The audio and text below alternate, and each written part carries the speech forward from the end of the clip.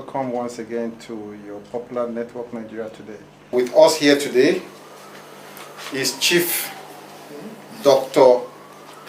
Are Ademola, a sports administrator par excellence, who caught his teeth in sport administration with the Ministry of Sports and Youth Development until he just retired recently, April last year, and he's now the National President of Rugby Association of Nigeria. We are going to look at rugby development in Nigeria. We equally look at other issues as it relates to sports development in Nigeria, but let's start with rugby. I retired April last year, and fortunately for me, I had the opportunity of contesting and coming back into sports full time.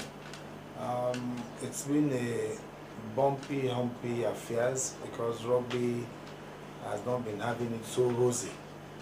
However, with the backing of the federal government and especially that of the Honorable Minister Sunday Dare, we've been able to jump some of these hurdles, and we're able to do the Congress in Edo State, Benin, on the 24th of March. That is a major condition given to us by the international body before the ban on rugby can be lifted, and we are hoping that by May this year at the Congress, Nigeria will be left off the hook. Tell us a little bit more. You know, many Nigerians are not aware that there's a ban on the Rugby Federation in Nigeria. Yes, the ban came about because, like every other international federation, they always feel that any advice by the government or by the Federal Ministry of Youth and Sport is always counted or taken as interference in what they do without actually listening to the parts of what the government has to say. When you need money, you come to the ministry. When you need to do election, you come to the ministry. And when something is going wrong, why won't you allow the ministry to advise you on how to protect the image of the nation? So I think it's a give and take affair. You cannot tell me I cannot put mouth in what belongs to me. So I think that was what happened. Nigeria was banned, and we've been to Kenya. We had a meeting with African Rugby. I was in Ghana, the same thing. And all this with the backing of the ministry. So hopefully by May, that ban should be lifted. Let's even do a little bit of history here. Yeah. When did the Rugby Federation of Nigeria, when was it established? And what's the situation, the current state of rugby in the past compared to now? And what are we looking forward to? Yes, rugby has been there as far back as 20-25 years ago, and it is duly recognized by the federal government. It is played at the Olympic Games, Commonwealth Games, All African Games. It is not effectively grounded in the nation because of the elitist toga attached to rugby, and probably because it is not very common in the schools, so many people are not aware of the game. However, we have some well-noted international players that are all over the world, and I can tell you that if we properly harness our talents and we do what is necessary, which is part of what we are doing now, lifting of the ban, then getting necessary sponsorship, I can assure you that rugby will definitely take the name of the country to many places. Yeah, fine, that's great. Tell us some of your plans. Yes, as the president of the federation. Yes, one of the major things we needed to do is that Congress, because even the ministry advised all federations to bring up their constitutions. And after this, we have sent the report to the international body, and like I said, we are hoping that because we are getting some positive vibes from them, and hopefully by May, June, we should be off the hook.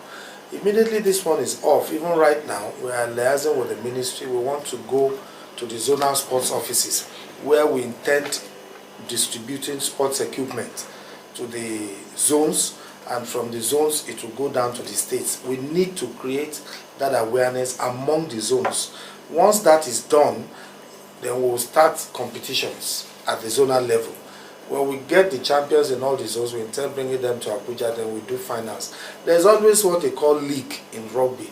And the league is not like football where you keep traveling every weekend. It could be just for a week. And within that week, when we go in, the southern teams will play among themselves. We bring in like 2 or 3 champions. The same thing with the north. Then we go to a central place where everybody will now play. Then we get the champion. Also, a very fertile ground for us is the universities.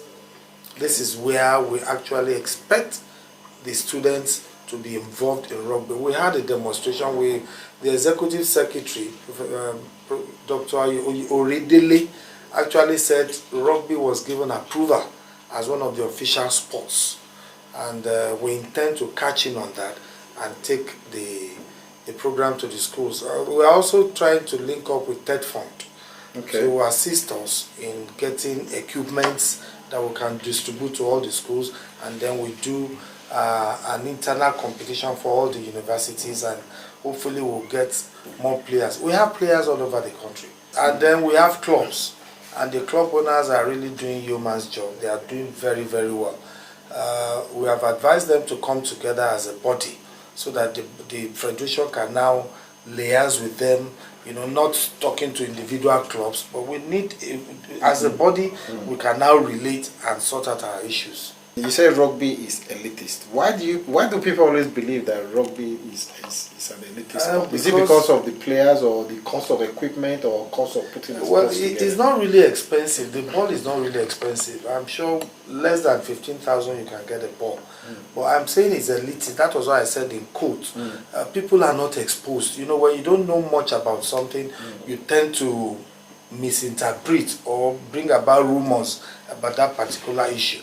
So I think that is exactly what is happening.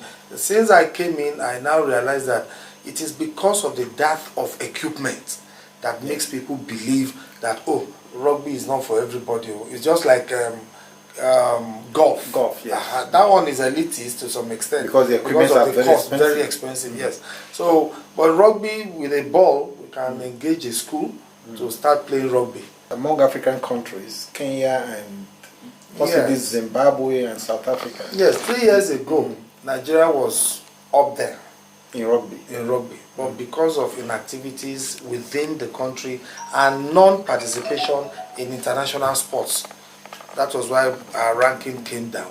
And then the ban became the ice cake. I mean, the icing on the cake. So, but we are trying to change all these narratives. So what would you have to say to Nigerians out there who are interested in rugby or who are already playing rugby? What do you all Nigerians out there within the country and outside the country, what do you have to say to them as the president of the new president, as it is, of the federation? The people within the country is to tell them that rugby is not an elitist as people are made to believe. Rugby is like every other sport that our children should be exposed to. Rugby is a good economy sport that can bring you from grass to grace. We have Nigerians playing rugby all over the world, and at professional level. Yes, and then we also appeal to Nigerians. Government cannot do it alone. We have over 40 federations, and we have people that have passions for different sports. So people that are passionate about rugby should come out and let us join hands together.